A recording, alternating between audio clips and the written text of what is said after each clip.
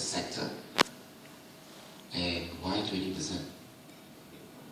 Actually, by using justified PB, we the implied ROE, we substitute the current PB, which is 2.9, and we get the implied ROE as well as the implied net profits. So compared to the peers, as you can see in the slide,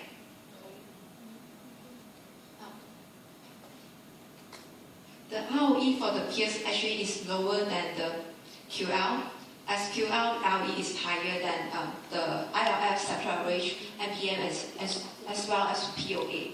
But we think it's overvalued, as you can see in the P and also PB.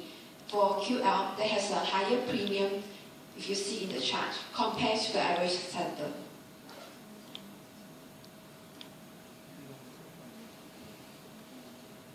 And you are not excited about the capacity expansion they have in Indonesia over the next few years?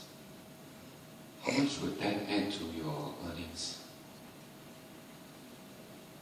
Sorry, can you clarify your questions? I mean, in terms of your capacity expansion in Indonesia, aren't you excited about it? Actually, we are very optimistic over the returns from the Indonesian market. Actually, forecast for the first forecast year, its net profit growth will be 26%. It's just that we believe that this stock is overvalued in terms that in order for it to hit the fair value it is having now, it is requires to hit an implied net profit of around 186 million, which for the current forecasted year, we believe it is near impossible for it to hit it, because for the first half of the financial year, the 13th quarter is only around 60 plus million, and they need to double up the second half in order to reach the implied net profit, which justifies the fair value of the price. And even for our forecasted net profit for FY15 is only 182 million, which is slightly below the price. What's your forecast for CPU price?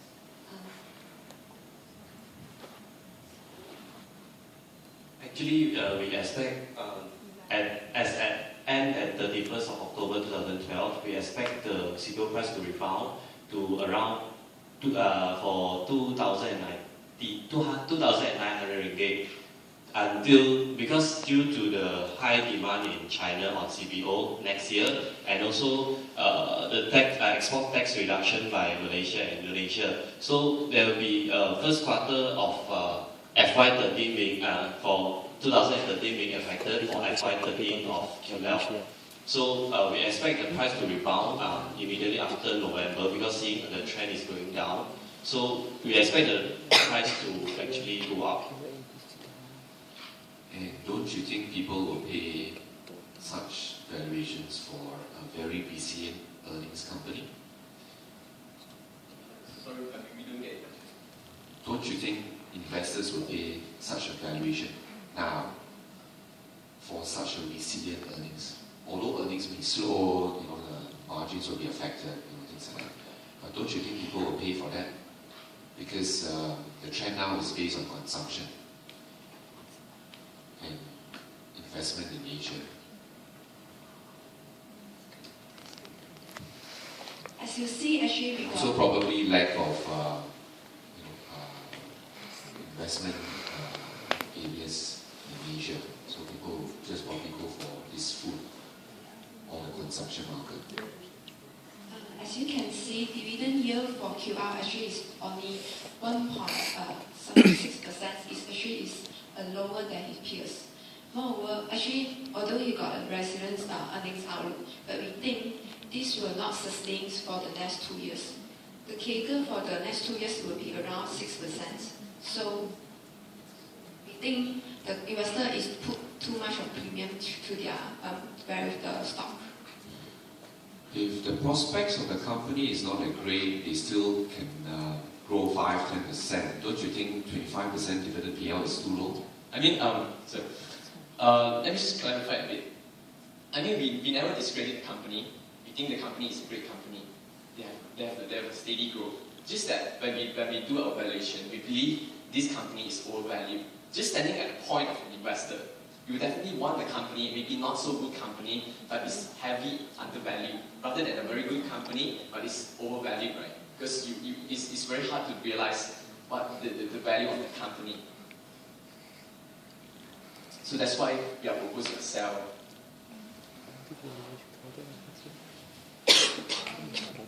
Question. I mean, it was quite contrary recommendation. Just follow on from what Koan has asked. I mean, really, the growth in Indonesia is very attractive, and given the company has been steadily growing in the past, that does not necessarily mean that it will continue to do so. My question then is, your justification is that they cannot, no longer can command such a premium given the saturation of the mature market in Malaysia. Surely, there's some credit in terms of the longer-term view on the potential earnings contribution coming in from Indonesia. So, I'd just like to see your analysis in terms of, your recommendation may just be a snapshot now. Actually, first entry into Indonesia will take some time to grow the market share. So the key ingredients is there analysis on your part to see, does this company have the ability to compete in Indonesia to basically increase its market share to get that earnings in the more medium to longer term?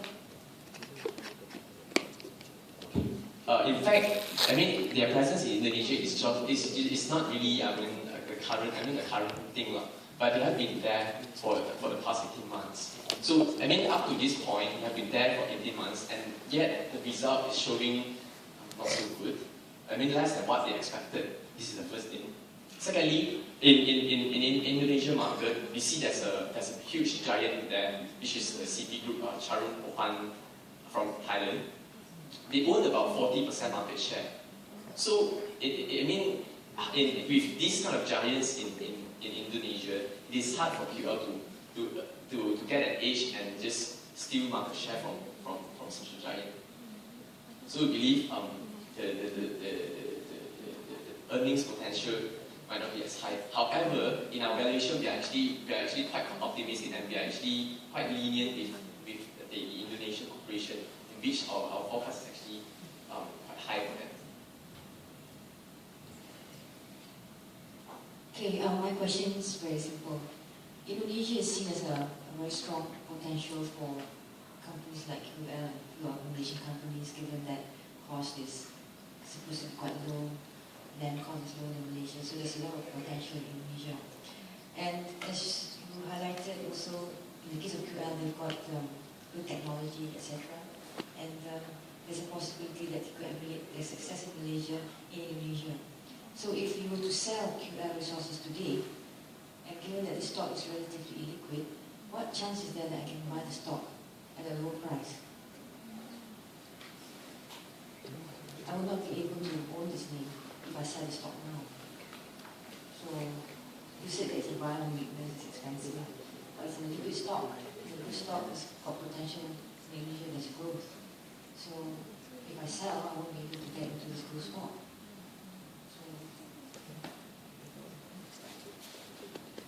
Do you think it should be a sell or accumulate or?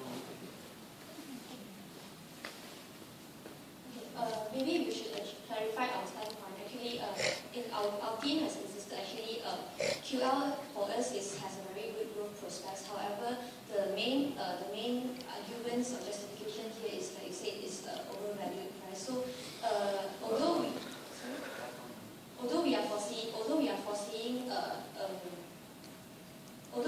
a very good potential, I mean, we are foreseeing a good prospect in Indonesia. However, in the near future, we are not expecting the company's earnings to reach the goal of that the company is projecting. Actually, as shown in the recent quarterly reports.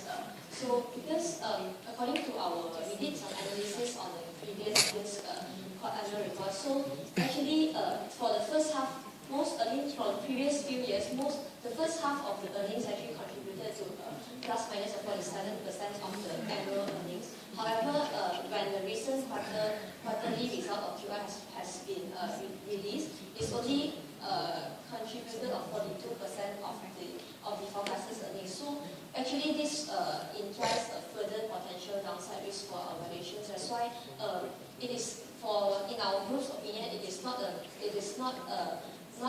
recommended decision to hold the share price at this moment because it will not, it is still in an overvalued situation in the near future. Thank you very much.